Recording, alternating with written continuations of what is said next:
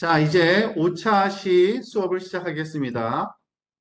이번 시간에 우리가 배워볼 내용은 그 선형 회귀 알고리즘이라는 건데, 굉장히 부담되는 제목이죠. 알고리즘 나오고, 선형 회귀, 회귀가 뭔지 얼핏 들은 것 같긴 한데, 왠지 굉장히 수학적인 뭐 이런 얘기가 나오네요. 그죠? 근데 사실은 이건 뭘 하는 거냐면요. 그러니까 선형 회귀는 영어를 번역하다 보니까 그렇게 된 거예요. linear regression이라는 그 단어를 linear는 그 직선과 같은 선과 같은 거고 그러니까 선의 형태란 뜻이죠. 그 regression 회귀 아까 말한 데는 그 예측 문제 풀 때. 자, 그럼 이거는 어떤 뜬금없는 그런 내용을 배우는 게 아니라 우리가 앞에서 계속 얘기해오던 인공지능의 가장 현실적인, 실질적인 알고리즘 또는 학습 방법으로 머신러닝이라는 게 있는데 지도학습, 비지도학습, 강화학습이 있다.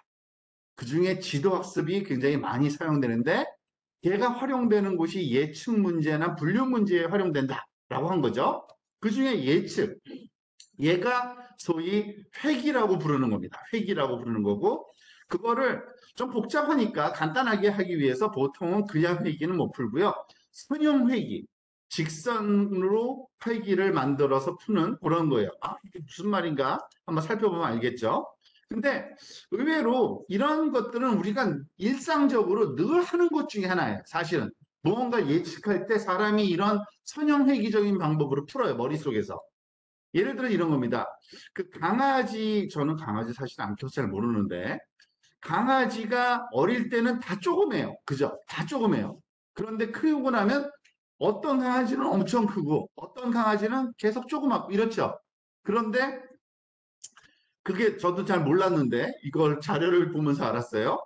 그 속성이 있다면서요. 어렸을 때 발이 크면 큰 다음에도 몸집이 크고, 어렸을 때 발이 작으면 커도 몸이 작고, 그러니까 어렸을 때 발 크기가 성견일 때의 크기에 영향을 주는 예측할 수 있는 어떤 그거다라는 말이 있나 봐요. 그래서 그러면은 보통 우리가 그러면은 뭐 그걸 아는 사람들은 어떻게 하겠어요? 그 강아지 발 이렇게 보고 아이고 얘 크면 크겠네. 그죠? 아이고 얘 조그맣겠네 계속. 이거 다 예측하죠? 그거 어떻게 예측하는 거예요? 그래서 머릿속으로 그림을 그려서 요렇게 조그만 애는 계속 조그맣대. 큰 애는 커진대. 라는 어떤 선형적이라는 말이 뭔지를 이제 정리를 해야 될 텐데, 선형적인 어떤 예측을 하는 거예요. 우리가. 자, 그래서 이 선형회귀라는 그 개념을 좀 알아야 될 필요가 있는데, 인공지능의 이 대표적인 분석 방법이에요, 이게. 선형회귀는 사실은 요즘처럼 막 인공지능 잘 돼서 말하는 그러면 많이 활용되기 전에 거의 모든 공학 분야에서는 맨날 대학원 가면 뭐 공대에서는 항상 하는 게 이거예요. 선형회귀. 원래. 모든 데이터 분석은 이걸로 많이 했었어요. 그래서 linear regression이라는 거를 번역한 거고 이게 여러 변수 간의 관계를 찾는 어떤 그 관계를 직선으로 한번 표현해 보는 게 선형회귀다라고 보면 되고요. 뭐 어려운 얘기가 나오는데 그런 얘기는 그냥 한 귀로 흘러 들어도 돼요. 그냥 꼭 외우려고 하지도 않아도 돼요. 너무 이 자세하게 수학적인 내용이 나오긴 나옵니다. 요런 섹션에는 그렇지만 그거를 꼭 다 이해하고 암기하고 그런 뜻은 아닙니다. 설명을 위해서 어쩔 수 없이 써야 되는 수식들이 있어요. 지금 종속 변수 x와 한 개 이상의 독립 변수 y와의 선형 상관관계. 뭐 이렇게 어렵게 썼지만 이걸 얘기하는 거예요. y는 ax 플러스 b. 우리가 너무 그러니까 함수를 나타낼 때 수식 중에 가장 간단한 수식이 이거죠. 직선 방정식이에요. x가 들어가면은 a만큼 이렇게 증폭된 다음에 b를 더하면은 y 값이다. 근데 x하고 y 축에다가 그 평면상에서 그림을 그리면 얘는 직선 방정식이에요. ax 플러스 b는. a는 기울기고, 그죠? b는 아마 y 절편이라 그래서 y축과 만나는 점. 이런 거를 y는 ax, b는 그 직선 방정식인데, 어? 모든 데이터가 요 y, x가 들어갔을 때 y가 나오는 요 관계식으로 딱 맞으려면 a하고 b만 찾으면 되거든요. 그게 바로 선형회귀예요. 그런데 그럼 선형회귀랑 우리가 지금 하는 예측 문제랑 무슨 관계가 있느냐? 관계가 너무 똑같아요. 사실 그 문제를 풀고 있는 거예요. 강아지 발 크기로 성견이 몸 예측. 그러니까 발 크기가 X, 몸 크기가 Y 값인 거죠. 그죠? 그리고 감기가 걸릴 확률하고 면역력 관계. 면역력이 좋으면 좋을수록 감기 잘 안 걸리겠죠.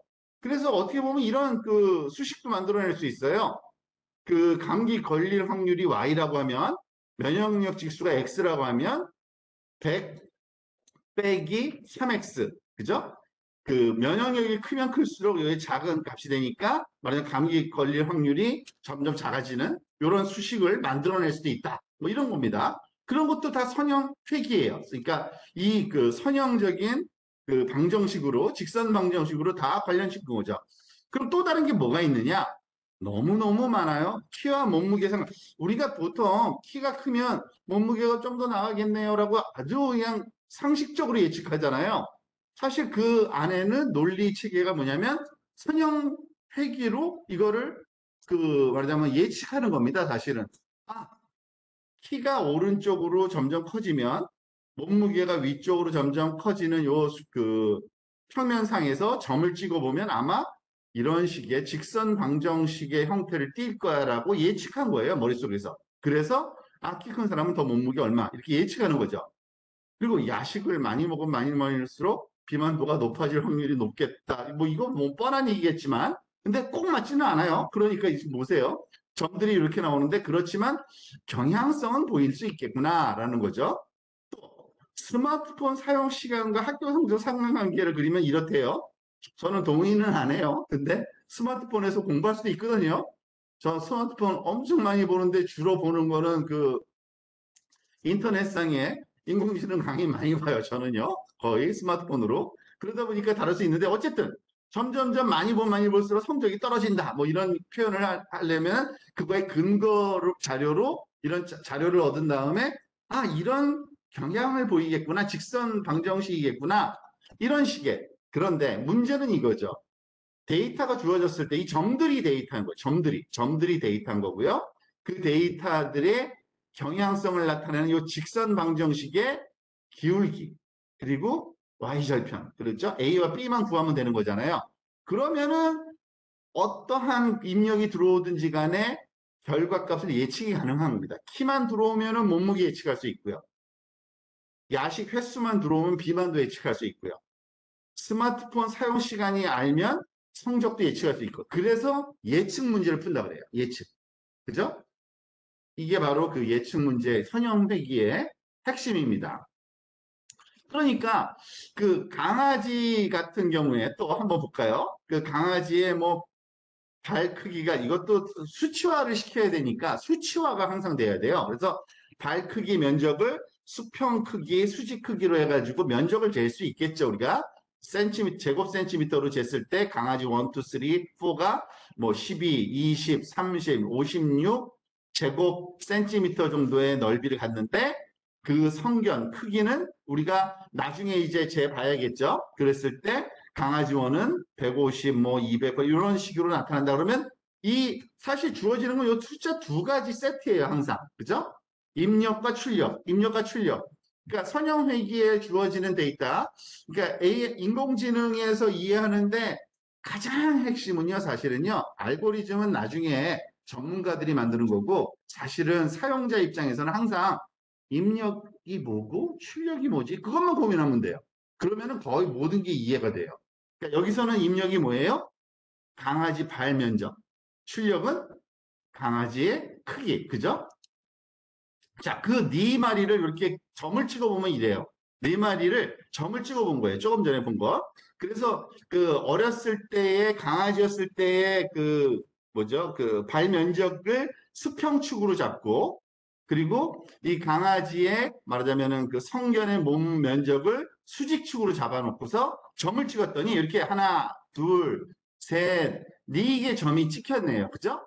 그러면은 이걸 가지고서 이제 예측 문제를 풀어야 되는 거예요. 데이터는 이렇게 네 개의 입력과 출력이 주어져 있고요. 이걸 가지고서 뭘 풀려, 학습을 한다는 거는 뭐냐면 예측할 수 있는 직선 방정식을 구하면 되는 거예요. 그 직선 방정식은 뭐 어떻게 구하는지 몰라도 상관없어요. 지금 보니까 얘가 여기 이 예제로 하나 빨간색 직선 하나 쭉 걷네요.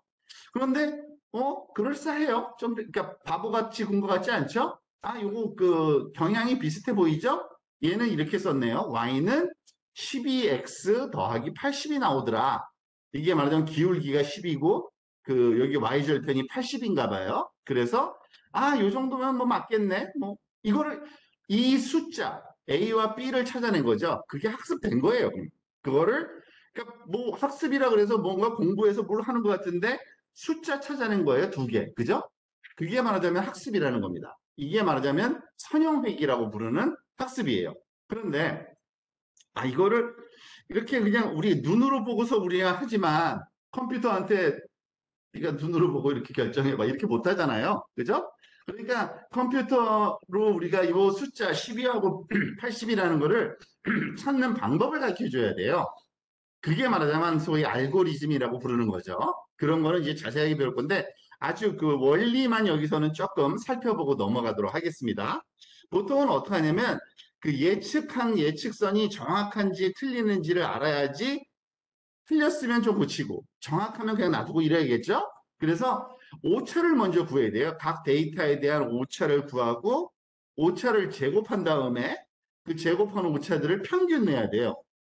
갑자기 왜 오차 제곱하고 평균 내고 난릴까? 조금 좀 복잡스러운 일을 막 이렇게 벌리고 있죠? 근데 그 이유는 너무나도 간단해요. 보세요. 지금 이 왼쪽에 있는 그래프는 요 파란색 점들이 네 개의 그 강아지 발 사이즈하고 그 성견의 그 크기랑 이렇게 점으로 표현했는데 이 직선을 이렇게 12x 플러스 80이라고 이렇게 짓고 나면은 정확하게 그 점에 놓이면은 만든 건데 그 점에 안 놓였잖아요. 그죠? 그 얘기 뭐예요? 이만큼 틀린 거예요. 이렇게 수직선으로 쭉 내린 만큼. 한 74 정도 틀렸고 여기 길이를 재봤더니 한 74. 그러니까 수직적으로 성견의 몸 면적 크기로 봤을 때 여기는 112만큼 틀린 거래요. 원래 거보다 크게 나온 거죠. 얘는 근데 어떻게 보세요? 원래 거보다 좀 작게 나왔죠. 얘는 그러니까 마이너스 60만큼 틀린 거고요. 얘도 원래 진짜 데이터보다 좀 작죠? 얘는 마이너스 123만큼 틀린 거예요. 그러니까 틀린 게 어떤 거는 플러스 값으로 틀리고요. 어떤 거는 마이너스 값으로 틀려요. 그죠? 그래서 틀린 거를 다 더하면 어떻게 돼요? 정확한 의미를 알 수가 없어요. 왜냐면은 서로 상쇄되는 게 있잖아요. 분명히 많이 틀렸는데도 만약에 마이너스 100과 플러스 100이 있으면 딱 0이 되잖아요. 그죠? 더해버리면. 그래서 절대 그냥 더하면은 잘못된 정도를 우리가 정확하게 정보를 얻을 수가 없어요. 그래서 어떻게 하느냐? 제곱을 해버려요. 제곱하면 어떻게 돼요? 크기는 증폭되지만, 그죠? 그렇지만은 마이너스 사인이 없어져요. 그렇지만은 작은 숫자의 제곱과 큰 숫자의 제곱은 그 차이는 그대로 유지돼요. 그러니까 그 뭐죠? 그 틀린 정도가. 그래서 그냥 제곱을 해요. 아주 간단하죠? 아까 틀린 정도가 여기 보세요. 74, 112, 마이너스 60, 마이너스 123. 이거를 제곱을 하면은 읽기도 귀찮을 정도로 큰 숫자네요. 5476, 뭐 등등. 그러면은 이 오차의 제곱은 틀린 정도의 크기가 상대적으로 거의 말하자면 맞는 거죠. 많이 틀린 거는 많이 크고요. 조금 틀린 거는 숫자가 작아요. 그래서 얘를 다 더한 다음에 나눠줘요. 개수로. 우리가 갖고 있는 데이터 개수로. 그러면은 평균적인 제곱 오차. 이건 아주 유명한 단어예요. 평균 제곱 오차 값이 얻어져요. 그거예요. 오차 값을 제곱한 다음에 평균 낸 거를 뭐라고 불러요? 평균 제곱 오차라고 불러요. 뭐 너무 뻔하니 여러분들 이제 공부를 하다 보면은 수학이나 뭐 AI 이런 거 하다 보면 모든 용어들은 다 뻔한 거예요. 그럴 수밖에 없는 것들. 오차를 제곱하고서 평균 냈기 때문에 평균 제곱 오차라고 불러요. 그냥 그죠? 당연한 거죠. 자, 그래서 이런 것들은 그러면 어떻게 활용될 수도 있을까? 아직까지 이걸 어떻게 말하자면 뭐죠? 오차를 줄이는 방법에 대해서는 아직 안 배웠지만 이런 거예요. 사실 저는 써본 적은 없는데 요번에 이 교재 준비하면서 여기 그 설명이 있어서 알아봤더니 뭐 왓챠라는 사이트가 있다면서요. 왓챠 사이트. 거기서 무슨 영화 뭐 평가하고 그러는 사이트인가 봐요. 근데 거기서 보고 싶어요를 누르면은 말하자면은 어떤 뭐 혜택을 주나 봐요. 그래서 그거를 평균을 내면은 보고 싶어요 쏘라 진짜 영화가 그 개봉됐을 때 그 개봉된 다음에 말하자면 관객 수 예측을 한번 해본 거예요. 그러니까 비슷하다예요. 사람들이 보고 싶어 하는 만큼 진짜 관객 수도 나오더라. 그러면은 어떻게 해요? 미리 예측할 수가 있는 거죠. 관객 수를. 왓챠에서 그러니까 프리뷰를 살짝 보고서 보고 싶어요 누른 사람 수를 알면 그거를 우리가 선형 회기로 쫙 직선을 구해 놓으면 어느 정도는 맞더라. 뭐 이런 거죠. 이런 데도 활용할 수 있다라는 겁니다. 한 가지 응용을 그냥 설명드렸다고 보시면 됩니다. 자, 그래서 지금 여기 보면은 그 아까 그 뭐죠? 이게 그 자료인지 아닌지 저도 이건 제가 만든 자료가 사실 아니라서 아마 그 하나, 둘, 셋, 넷, 다섯 개죠? 하나, 둘. 근데 아까 그 자료 같은데, 오히려, 그죠? 뭐, 강아지 자료 같은데요? 하나, 둘, 셋, 네 개죠? 뭐, 어떻게 했어요? 어쨌든 그렇게 생각해도 돼요. 실제 관객 수를 Y로 표현하고 좌표 평면상에서 한번 본 거예요. 이거는 그걸, 제가 오해했습니다. 죄송합니다. 이거는 그, 오른쪽은 예측, 그러니까 그 뭐죠? 그 왓챠에서 보고 싶어요를 한 수고, 실제 관객 수는 왼쪽에 하면은 그 왓챠에서 정확하게 예측을 할 수 있겠다라는 그런 그 응용을 또 하나 보여주는 겁니다. 그러니까 요 트렌드를 보는 게 아니라 요만큼일 땐 요만큼 오고, 요만큼일 땐 요만큼 오고, 요만큼일 땐 요만큼 오고, 요만큼일 땐 요만큼 오니까 우리가 요 그 뭐죠? 왓챠에서 보고 싶어요를 누른 숫자 그 뭐지? 클릭 수를 수평으로 실제로 거기 어디죠? 영화 보러 온 사람 수를 그 Y축으로 해가지고서 이거를 또 선형회기를 돌릴 수 있다는 얘기입니다. 그러면은 수평축이 보고 싶어요 누른 수고 수직축이 관객수니까 그 관객수와 말하자면 그 보고 싶어요 클릭 수와의 관계를 선형회기로 구할 수가 있는 거죠. 그죠? 그러면은 우리가 다음에 누가 그 새로운 영화 나왔을 때 얼마만큼의 관객이 올까 예측이 가능해지는 겁니다.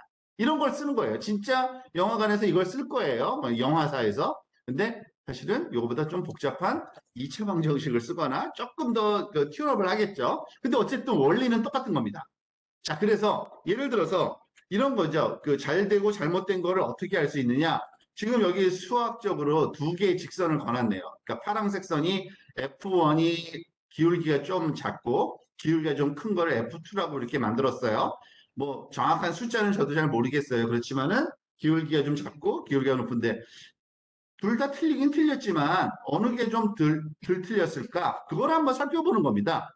당연히 실제 점수, 그러니까 우리가 갖고 있는 데이터와의 이 차이를 우리가 구해서 그것들을 어떻게 해요? 제곱을 해서 평균을 내는 거죠. 그죠? 그게 바로 말하자면 그 평균 제곱 오차라고 그랬죠? 그러면은 그 차이를 이런 식으로 수학적으로 표현이 가능한 겁니다. 이제 수학적인 공식 몇 개만 살짝 보고 넘어갈게요. 자세하게는 안 하겠지만 지금 예측 함수라는 거는 예측값과 실제값의 차이를 최소화하는 방향으로 우리가 만들어야 되기 때문에 이렇게 수학적인 그 사실은 전개가 좀 필요하긴 해요. 요 y가 셋이 예측한 거고요. 직선 방정식에서의 값이고 그냥 y는 우리가 갖고 있는 데이터죠. 그러니까 데이터가 5개 있으면은 오차가 한 5개 정도 있을 거예요. 그죠? 진짜, 가짜, 오른쪽 게 진짜고 왼쪽 게 가짜인 거죠. 그러니까 우리가 예측한 거죠. 이런 그 값들이 음수 또는 양수로 나오니까 항상 그 제곱을 해줘서 평균 낸다는 거예요. 몽땅 더하는 건 의미가 없고 요거를 제곱을 해서 더해주고 그거를 개수로 나눠주면 되는 거죠.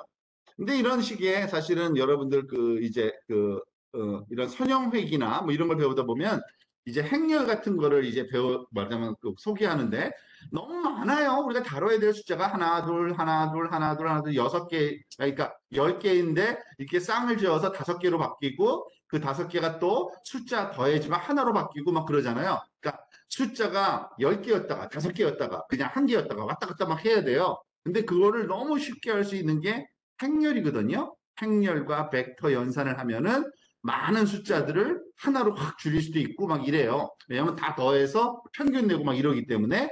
그래서 이런 행렬 방식으로 많이 표현해서 우리가 사용한다라고 보시면 되고, 실제로 계산은 이거다 이거예요. 사실은 이거 한번 살짝 볼까요? y-hat이라고 하는 거는 예측치인데, 예측치는요, 그 입력된 말하면 예상 그 뭐죠? 관객수 예측, 그러니까 클릭수죠. 클릭수. 클릭수 곱하기 어떤 W1 기울기죠, 보통. 그리고 여기 y절편. 똑같은 기울기와 똑같은 y절편을 써가지고서 계산한 게, 이 결과값은 또 뭐예요? 실제로 관객수죠. 그래서 실제 관객수랑 우리가 예측한 말하자면은 관객수랑 똑같이 되도록 만들어야 되는데, 아직은 모르니까 그냥 아무렇게나 했을 때 이 차이를 이렇게 y hat 빼기 y의 제곱 이렇게 표현하고, 실제로 계산되는 이 수식을 다 보면은 하나하나 숫자가 이런 수식을 따를 수밖에 없다라는 거를 지금 보여주고 있는 겁니다. 그런데 지금 우리가 원하는 건 뭐예요? 이 제곱 오차라고 부르는 y hat 빼기 y의 제곱, 요거를 사실은 가능하면 작으면 작을수록 좋은 거거든요. 그래서 어쨌든 요 그 수식을 이렇게 전개를 해놓고, 그거를 말하자면 수학적으로 가장 작은 값이 나오도록 W1과 W0, W1 여기서는 좀 왔다 갔다 했네요. W 아까 1과 W0였는데, 근데 어쨌든 이거 1이라고 잘못 쓴 것 같아요. 실수한 것 같아요. W1과 W0의 말하자면 값을 찾아내는 이런 방법을 써야 됩니다. 근데 이것이 사실은 쉽지는 않아요. 요거는 조금 난이도가 있어요. 수학적으로. 그래서 근데 여기 그 설명이 되어 있기 때문에 교재에 그 내용은 잠깐만 살펴보고 우리가 그 실습을 통해서 한번 그 경험을 하는 그런 시간을 좀 갖도록 하는 건데, 우리가 하는 게 뭔지는 알아야 되니까 이 수학적인 그런 개념을 그대로 따라오니까 그 뭐죠? 그 그러니까 수학적인 그 연속성을 굳이 따라오려고 하지 말고요. 의미만 따라오면 돼요. 의미. 얘가 하려는 게 얘를 줄이려는 거야. 얘를 늘리려는 거야. 비슷하게 하려는 거야. 뭐 이런 그 개념만 이해하시면 되는데, 사실 그러려면은 그 몇 가지 용어는 알고 있어야 돼요. 그 중에 하나가 첫 번째 비용 함수라는 겁니다. 비용 함수는 뭐냐면요. 그 얼마만큼 말하자면 정확하냐예요. 정확히 맞췄냐예요. 그거를 그러니까 틀리면은 비용이 커졌다고 해요. 그리고 비슷하면 비슷할수록 비용이 줄었다고 해요. 그러니까 비용이라는 거는 그 뭐 우리가 생각하는 일반적인 용어로는 그 틀린 정도 뭐 이거를 코스트 펑션이라고 부르기 때문에 우리가 번역해서 비용 함수라고 부르고요. 그리고 가설 함수라는 개념이 있습니다. 가설 함수는 뭐냐면 우리가 아직 모르기 때문에 그래요. 이 직선 방정식의 모양을 모르기 때문에, 기울기가 얼마인지 좌일편 얼마인지 모르기 때문에 이거를 가정해야 되거든요. 혹시 이거 아니야? 혹시 이거 아니야? 그런 거는 그 수학적인 그 전문 용어는 하이퍼세시스, 우리나라 말로 번역하면 가설이거든요. 그러니까 이렇게 설정하는 거죠. 가짜로. 그래서 가설 함수라고 불러요. 이거를. 그래서 결국엔 가설 함수를 가지고서 이 가설 함수에 포함되어 있는 이 가중치 값을 비용 함수가 최소가 되도록 고쳐요. 뭔 말인지 좀 어려울 수 있는데 실제로 하는 일이 그거거든요. 그래서 그러기 위해서는 이 비용 함수가 수학적으로 딱 수식으로 나와야 돼요. 근데 이게 이렇게 생겼어요. 정말 이렇게 생겼어요. 1 나누기 2m 썸메이션 가설함수 결과값 빼기 진짜 결과값. 그러면은 그거를 다 더한 다음에 평균 낸 거. 이게 말하자면 그 오차예요. 오차값 그거죠. 그거를 J라고 보통 비용 함수라고 부르고요. 앞에서 얘기한 것처럼 뭐 민 스퀘어 에러라고도 그러고요. 뭐 여기서는 에러 썸 오브 스퀘어 뭐 여러 말 많이 쓰는데 민 스퀘어 에러가 더 많이 쓰는 말인데, 왜냐하면 MSE, 왜냐하면 민 평균 제곱 오차예요. 아까 얘기한 거 그대로예요. 이건 너무 유명한 말이라 그랬죠.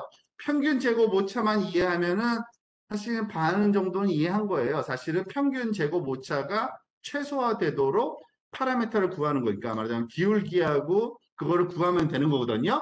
그래서 민 스퀘어 에러의 약자 MSE 이렇게 아주 그 뭐죠? 약자로도 많이 불려요. 그래서 MSE 딱 나오면은 아, 저거 평균 제곱 오차의 약자구나. 딱 들어와요. 그죠? 그래가지고 이거를 구하는 방법은 이래요. 사실은 우리가 그 뭐라 그러죠? 그러니까 지금 선형 회귀에서 뭐 더 복잡한 것도 있지만 직선 하나만 구하는 경우에는요.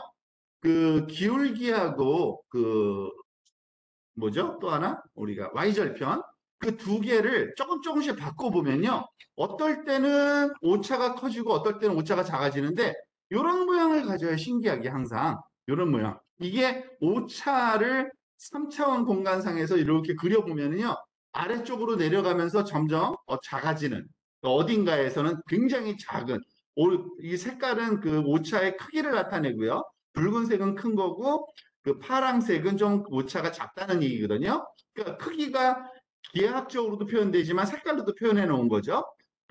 그래서 여기 보면은 W1, W0가 있는데 아까 우리 방식대로라면은 W1이 아마 기울기고 W0는 Y절편인가 아마 그럴 거예요. 그래서 이 W1과 W0가 가장 작은 그 비용값을 나타내는 위치만 찾으면 돼요. 위치만. 그죠? 그러면은 그게 최적의 솔루션, 최적의 선형 함수를 찾게 되어버리는 겁니다. 근데 그것은 아주 유명한 알고리즘이 있어요. 이러한 함수가 주어졌을 때 이거를 최소화시키는 소위 파라메타 기울기하고 y절편을 구하는 방법이 있는데 그라디언트 디센트라는 방법이 있어요. 그거는 이제 왜 그게 말하자면 정확한지는 수학적으로 설명이 필요한데 그 방법을 쓰면은 이게 구해져요. 그래서 너무나도 잘 알려져 있기 때문에 이거는 그냥 뭐죠? 함수로 그냥 구해져 있어서 우리 갖다 써요, 막 사람들이 다. 그리고 그것을 한번 실험을 한번 해보도록 하겠습니다. 지금 이 내용은 제가 스킵을 할게요. 비용 함수의 편미분이라 그래서 이게 왜 말하자면은 그 그라디언트 디센트가 그 최소값을 자동적으로 찾을 수밖에 없는지 그 수학적인 배경 지식이거든요. 근데 여기서는 우리가 수학적으로 다루지 않을 거기 때문에 요 한 두 페이지 정도만 넘기고요. 경사하강법이 그러니까 그 그라디언트 디센트라는 방법을 쓰는 게 말하자면 우리나라 말로는 경사하강법인데 그걸로 선형회기를 풀어요. 보통. 그래서 그 예제를 한번 우리 같이 한번 해보도록 하겠습니다.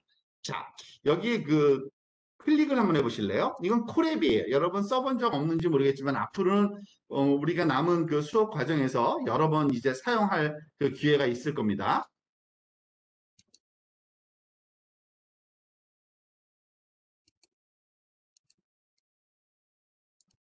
자, 이거 콜앱을 한번 눌러보시면은 이게 다 보이나요? 그 학생들 다 하고 있는지 좀 조교들이 좀 한번 체크 좀 해주세요. 혹시 도움 필요한 사람 있을 수도 있으니까 일로 안 들어가지는 사람이 있는지.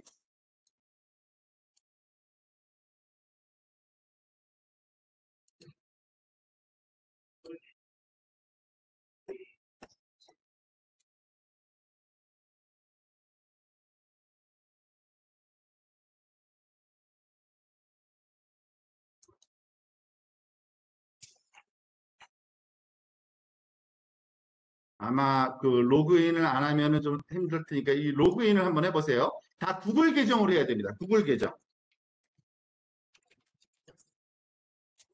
여러분 구글 계정을 하셔야 돼요. 로그인 버튼을 누른 다음에 여러분 구글 계정으로 로그인 해보세요.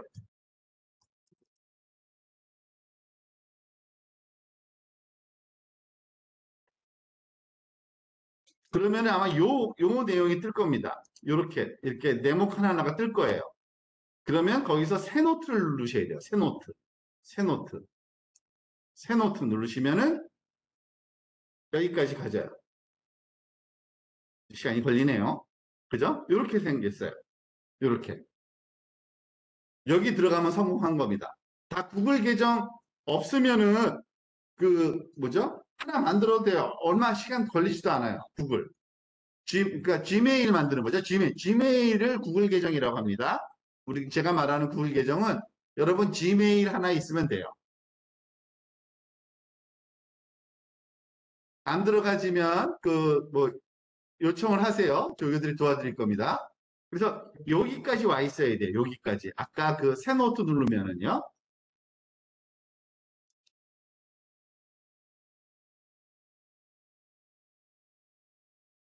다 준비된 것 같아요. 알려주세요.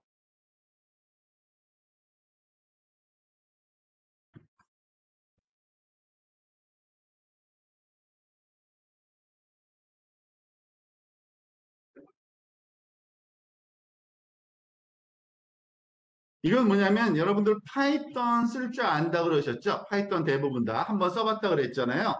파이썬 코드를 실행시킬 수 있는 그런 사이트예요. 그리고 여기 요게 여기 뭐죠? 플레이 버튼 옆에 있는 요 칸이 파이썬 코드를 여기다가 치면요. 그냥 실행이 돼요. 예를 들어서 아주 간단한 거 한번 해볼까요? 여러분들 프린트 문장 쓸 줄 알죠? 가로 열고 따옴표 한 다음에 헬로 월드 하고서 플레이 버튼 누르면 어떻게 되냐면요. 헬로 월드라고 써져요. 이거 파이썬 코드잖아요. 그죠? 파이썬 코드. 처음 시작할 땐 약간 시간 걸려요. 근데 나중에는 거의 시간 안 걸려요.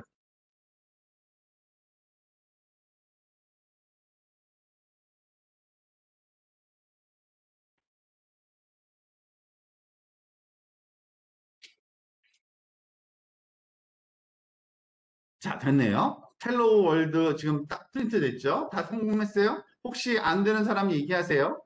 우리 그리고 요거는 그 컴퓨터 코드를 너무 글씨가 작았군요. 죄송합니다. 컴퓨터 코드를 좀 고칠 수도 있어요. 여기다가 우리가 곱하기 10 하면 어떻게 돼요? 10번 쓰죠. 10번. 그래서 또 플레이를 해볼까요? 10번 쓰네요. 그죠?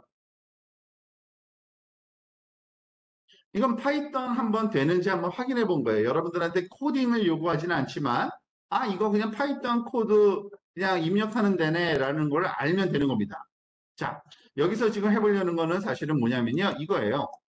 여기 우리 그 경사하강법으로 선형회귀 구현인데, 이거를 그, 이걸 어떻게 해야지?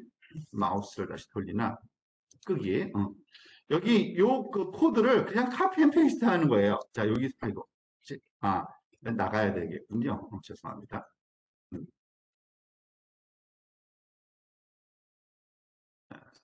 안 보여서. 자, 첫 번째 여기 요 박스에 있는 요거를 그냥 그 프레젠테이션이 아니라 그냥 일반 파일로 바꿔서 마킹한 다음에 복사해서 붙이는 거 아시죠? 복붙. 요걸 복사해서 코드만 우리 거기 어디죠? 여기 콜앱에다가 여기 그 원래 거 있죠? 그냥 지워버려도 돼요. 거기 마킹해서 컨트롤 V 해볼게요. 컨트롤 V. 그러면 좀 기네요. 그죠? 코드가. 근데 어쨌든 얘가 동작할 거예요. 플레이 버튼 눌러보세요. 플레이 버튼. 그러면은 아무 일도 안 일어나요. 일단은 여기 실행이 되고 말아요. 이거 뭐 한 건지 조금 설명드릴게요. 이게 뭐 이거는 그 그림 그리는 코드 가져온 거고 넘파이 그 행렬 다루는 거 랜덤은 랜덤 넘버 여기서 definition이라는 건 함수 만드는 거그 gen data라는 함수를 만들었는데 이 함수는 뭐냐면요. number of point, bias, variance 해가지고서 요만큼 gen data라는 함수를 부르면 x하고 y라는 걸 출력하는데 100개의 점을 출력해요. 그러니까 기울기는 25. 그리고 아니야 바이어스가 기울기 아니라 그건가 보다. 뭐죠? 원더 그러니까 뭐죠? 그러니까 떨어진 정도. 그러니까 뭐죠? y절편. 아니 y절편일 거예요. 그리고 10은 그 틀린 정도, 랜덤한 정도. 그래서 100개의 점을 XY 좌표를 뽑아내는 거예요. 뭐 원리는 몰라도 상관없어요. 우리는 그런 걸 배우는 거 아니까. 근데 그림을 그려봐야 알겠죠. 그래서 그 다음 그 페이지에 그 니즈를 카피해서 한번 가져와 보세요. 자, 여기다가 코드를 더 추가하는 방법은 간단해요. 여기 마우스를요, 요 셀에 오른쪽 여기 중간에 갖고 오잖아요. 플러스 코드, 플러스 텍스트 있는데 플러스 코드 탁 누르면 셀이 하나 더 생겨요. 그죠? 거기다가 컨트롤 V 그냥 붙여 넣으세요. 그런 다음에 또 플레이 한번 해볼까요? 그러면 이렇게 돼. 우리가 100개의 점을 여기 이거 아무것도 아니에요. x 그 콜론 1과 플러스 1과 y를 우리가 갖고 조금 전에 그 데이터 그거 있죠? 그거를 여기다 플로팅 해본 거예요. 그러니까 이 점 100개의 점인데 x는 이렇게 변하고 y는 이렇게 변하는 거예요. 지금. 뭐, 너무나도 뻔한 그런 데이터죠. 그죠? 자, 이거를 우리가 그라디언트 디센트 경사하강법으로 여기 그 다음 페이지를 또 카피해 볼까요? 카피해서 또 가져와 볼게요. 이것도 역시 여기 하면 아래쪽에 중간에 가면은 코드가 만들 수 있어요. 한 셀을 더 만들고 컨트롤 V 하고 사실은 요 플레이 버튼 눌러도 되지만 Shift 엔터 눌러도 똑같은 역할을 해요. Shift 엔터가 똑같은 키예요. 어쨌든 이거는 함수 만든 거고요. 얘는 X하고 Y 좌표 주고 데이터 주면은 이 세타하고 알파를 찾아주는 거예요, 사실은. 그래서 이 세타하고 알파 값을 갖다가 말하자면은 그 우리가 그 얘가 그 직선 방정식을 찾았다라고 하는 거거든요. 한번 다음 그거 한번 볼까요? 이건 직접 사용하는 거니까 한번 봅시다. 그 다음 페이지를 또 복사해서 Ctrl C 또 붙여볼게요. 여기 다음 셀에다가 그 다음에 플레이 버튼 또 눌러볼게요. 그러면은 얘가 계산이 끝난 거예요. 벌써 그라디언트 디센트로 이 데이터들을 선형회기로 구해가지고 이 세타하고 요거는 그거예요. 세타가 말하자면 기울기 값하고 그거를 여기서는 그 변수 이름을 그렇게 썼을 뿐이거든요. 그래서 기울기 값하고 요거 한번 그려볼게요. 그 다음에 있는 걸 그려보면 얘는 뭘 그리는 거냐면요.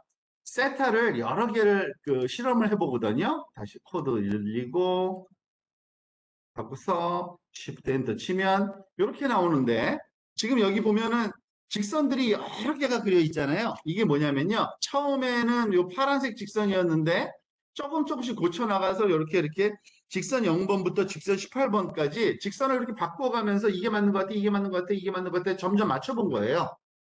근데 거의 이제 나중에는 여기 아직까지 사실은 이거는 좀 더 많이 반복을 해야 되는데 여기서 몇 번 했나요? 제가 한번 볼게요. 그라디언트를 number of iteration 반복을 몇 번 했는지 부를 때 5,000번 했는데 그것뿐이 못 찾았네요. 그거 별로 이렇게 바람직하지 않네요. 그래서 5,000번을 해봤더니 어쨌든 여기 비슷하게 좀 찾긴 찾았다. 그리고 이게 시간이 지나면서 그럼 얼마만큼 정확해진 건데 그거는 여기 마지막 찾은 거 안 그렸네요. 마지막 찾은 거 그려볼게요. 5,000번째. C. 얘가 제일 잘 맞았다고 지금 찾은 거예요. 얘가.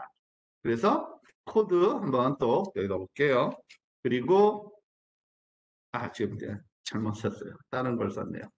얘를 컨트롤 C 해야 되는데 컨트롤 C, 컨트롤 V, Shift 엔터 이게 결과예요. 5,000번 돌렸더니 얘가 이렇게 찾은 거예요.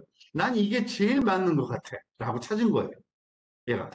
그리고 그 찾는 과정에서 여러 번 반복을 했잖아요. 그래서 그때마다 오차가 있었는데 오차가 점점 줄어들었다는 거를 확인해 보는 코드가 그 다음에 있는 건데 이거 눌러보면 이런 식으로 이거 아마 뭐죠? 이것도 고쳐놔야 될 거예요. 제가 요거는 다시 붙일게요. 이게 아마 따옴표가 이게 복사해서 붙일 때 따옴표가 잘못 들어가더라고요. 그래서 요거를 싱글 따옴표로 바꿔줘야 되고 그 교재는 지금 바로 바꿔놓게요. 볼게요. 그죠? 요걸 교재는 지금 바로 바꿔놓을게요. 컨트롤 C. 여러분들 바로 바꿀 수 있으니까 제가 컨트롤 V. 로그인이 안 됐구나. 잠깐만요.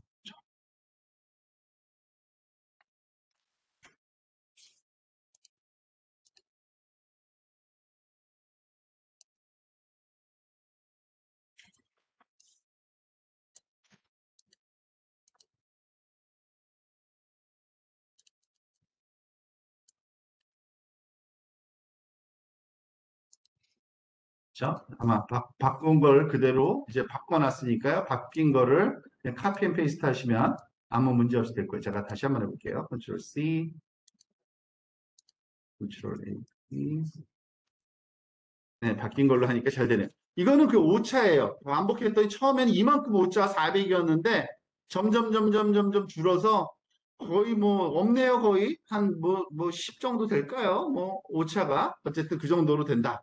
이게 선형회귀라는 문제를 푸는 방법이고 사실은 뭐 정확히 이해를 못하는 게 너무 당연해요. 제가 설명을 안 했으니까 이 그라디언트 디센트라는 방법. 근데 이게 컴퓨터 프로그램 전부예요. 사실은 몇 줄 안 되죠. 열 몇 줄인데 그 열 몇 줄짜리만 나중에 이제 우리가 이런 그 머신러닝 공부를 할 때 저게 뭘 의미하는 건다 알면은 그 다음부터는 뭐 날라다니는 거죠. 뭐 모든 데이터 다 내놔봐. 내가 다 선형회귀로 풀어줄게. 이렇게 될 수 있는 거예요. 아주 쉬운 겁니다. 사실은. 근데 그 내용은 수학적인 좀 설명이 좀 깊이 있게 들어가야 되기 때문에 여기서는 그냥 생략하는 거고요. 아, 저런 정도의 난이도구나. 난이도가 그렇게 어렵지 않구나라는 거를 알고, 아, 저렇게 데이터가 주어지면 그 데이터에 맞는 직선을 딱 구하는 게 어렵지 않구나라는 거를 여러분들이 알면 되는 겁니다. 그게 뭐라?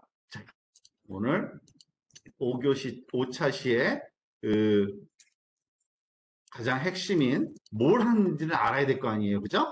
그게 바로 이거란 얘기입니다. 즉, 머신은 인공지능에서는 그거를 구현하는 방법이 여러 개가 있는데 그 중에 컴퓨터에 구현하는 방법, 알고리즘들을 몽땅 모아서 머신러닝이라고 하고, 근데 그 중에서도 데이터가 입력값과 출력값이 이렇게 세트로 항상 주어지는, 그게 말하자면 답인 거예요. 출력은 항상 답이기 때문에. 그래서 그러한 형태로 주어진 걸 학습하는 걸 지도학습이라고 하고, 그 중에 예측 문제를 풀어본 겁니다. 우리가 예측 문제. 그래서 아까 그 강아지 발 사이즈가 들어오면 성견의 크기. 조금 전에 우리가 이것저것 해본 것처럼 말하자면 그 뭐 좋아요, 클릭수, 좋아요가 아니죠. 보고 싶어요. 클릭수가 몇 개가 나오면 실제로는 몇 명이 볼지 우리가 예측이 가능한 거죠. 그죠? 그렇게 하기 위해서는 선형회귀라는 문제를 풀면 된다라고 이해하시면 되겠습니다. 혹시 질문 있으면 질문하셔도 되고요.